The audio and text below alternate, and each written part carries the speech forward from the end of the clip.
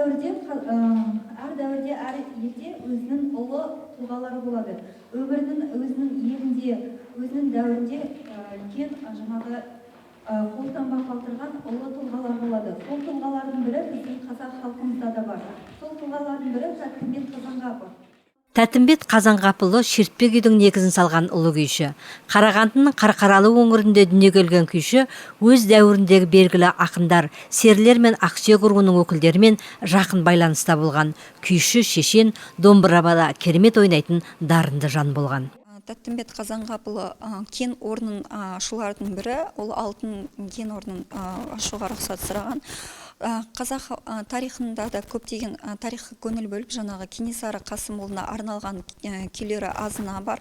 Сонымен қатар қазақ халқын жаяумыса, біржан сал ақындармен, Құнанбай сияқты Мұса Байшонжарлармен, Құрманғазы күйшісімен барлығымен қадірлес сыйлас болған. Ұлы күйшінің 40-қа тарта белгілі күйлері бар. Өмірдің соңғы жылдары жазылған күйінің бірі Көкейтес деп аталады. Бұл оның шығармасының ең бір биік шыңы саналады. Қаланың өлкетану мұражайы қызметкерлері ұлы күйшінің 200 жылдық мерейтойы құрметіне осындай тақырыпта арнайы шара ұйымдастырған, экспозиция әзірлеген. Көкейтесті ол өмірінің барлық жаңағы қиын кезеңдерін көрсететін күйі болып табылады. Көкейтесті күйі ол философиялық мағынаға толы. Күйші өзі философиялық лирикалық композитор болып табылады.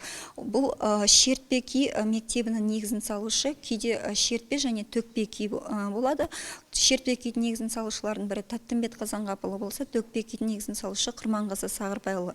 Екеуінің бірақ та өзімен бір байланысы бар туралы деректер бар, және жақындағы деректерге байланысты Тәттімбет Қазанғапұлы мен Құрманғазының түскен суреті бар деп, ол Омбы қаласында сақталған, жақында бұйырса Қазақстанға әкелінеді. Облысымызда Тәттімбет атындағы ұлт аспаптар оркестрі, өнер колледжі бар. Осы колледждің 4-ші курс студенті Ернар Оспанов бала күннен домбырада ойнауды ұнататын. Қазір ол Тәттімбет атындағы өнер колледжінің студенті. Мен осы мерекелерде ойнайтын, сол кішкентай балаларға жеткізуге, ол өнерді бірше қызықтыру, сол кішкентай ұрпақтарды. Тәттімбет күйлері екі бұрауға бөлінеді. 10 бұрау, теріс бұрау.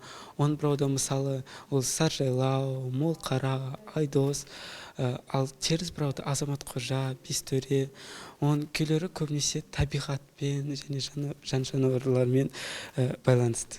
Мерекелік шараға қала мектептері мен өнер мектебінің оқушылары жиналып, қазақ халқының ұлы күйшісінің өмірімен, күйлерімен танысты. Күйшінің табиғат берген талантын танып, күй құдіретін сезінді.